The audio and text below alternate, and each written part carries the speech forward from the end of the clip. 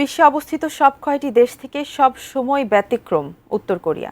রাষ্ট্র পরিচালনা থেকে শুরু করে বহির্বিশ্বের সাথে সম্পর্ক সব বিষয়ে উত্তর কোরিয়ার মতামত ভিন্ন, যার ফলে বিশ্বজুড়েই উত্তর কোরিয়া নিয়ে উত্তেজনা ও শঙ্কা অনেক বেশি।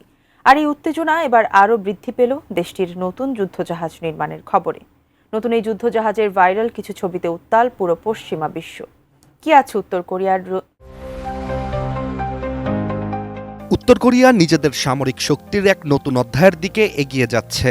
সম্প্রতি একটি স্যাটেলাইটের মাধ্যমে ধরা পড়েছে বিশাল এক যুদ্ধজাহাজ নির্মাণের চিত্র, যেটিকে ধারণা করা হচ্ছে উত্তর কোরিয়ার ইতিহাসের সবচেয়ে বড় যুদ্ধজাহাজ।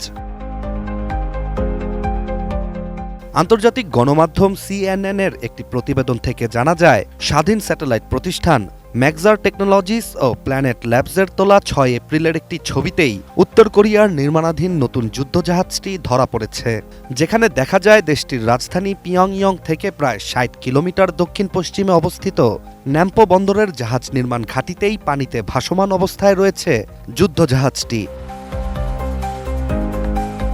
কোয়ালিটি সম্পন্ন আন্তর্জাতিক মানের still bar CSRM, committed for better still.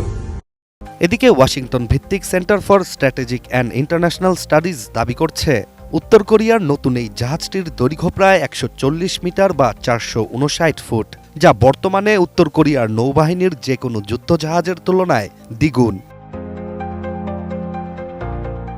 এছাড়াও ধারণা করা হচ্ছে নতুন এই জাহাজ একটি গাইডেড মিসাইল ফ্রিগেট, যেখানে উলম্ব ক্ষেপণাস্ত্র নিক্ষেপ ব্যবস্থা VLS থাকতে পারে, যা সমুদ্র কিংবা স্থল লক্ষ্য করে আঘাত হানতে সক্ষম। এছাড়া জাহাজটিতে ফেজড অ্যারে র্যাডার বসানোরও প্রস্তুতি চলছে বলেও জানা যায়, যা আগের উত্তর কোরিয়ান প্রযুক্তির চেয়ে অনেক বেশি আধুনিক এবং দ্রুতগতির হুমকি শনাক্ত করতে পারবে বলে ধারণা করা হচ্ছে। তবে কেবল আকার বড় হলেই যুদ্ধজাহাজ কার্যকর হয় না বলে জানিয়েছেন একাধিক সামরিক বিশ্লেষকরা। বিশেষজ্ঞরা আরও বলছেন, উত্তর কোরিয়ার এই জাহাজকে হালকাভাবে নেওয়া যাবে না। এই বিষয়ে দক্ষিণ কোরিয়ার সাবেক অ্যাডমিরাল কিম দুক-কি আশঙ্কা প্রকাশ করেছেন যে, উত্তর কোরিয়া যদি এই ফ্রিগেটকে তাদের সদ্য ঘোষিত হাইপারসনিক ব্যালিস্টিক মিসাইল দিয়ে সজ্জিত করে, তবে তা আঞ্চলিক নিরাপত্তা পরিস্থিতিতে বড় ধরনের পরিবর্তন আনতে পারে। CNN এর প্রতিবেদন থেকে আরও জানা যায়, জাহাজটির নির্মাণ কাজ এখনও শেষ হয়নি। স্যাটেলাইট চিত্র বিশ্লেষণ করে দেখা গেছে, এখনও জাহাজটির সুপারস্ট্রাকচার, অস্ত্র ব্যবস্থা এবং ইলেকট্রনিক সেন্সর স্থাপন প্রক্রিয়াধীন, যার ফলে যুদ্ধজাহাজটি সমুদ্র পরীক্ষায় নামতে আরও অন্তত 1 বছর সময় লাগবে বলেই অনুমান করছেন বিশ্লেষকরা। উত্তর কোরিয়ার এই পদক্ষেপ কেবল সামরিক পরিকাঠামো নয়, কূটনৈতিক অঙ্কেও নতুন মাত্রা যোগ করতে পারে বলে ধারণা করা হচ্ছে।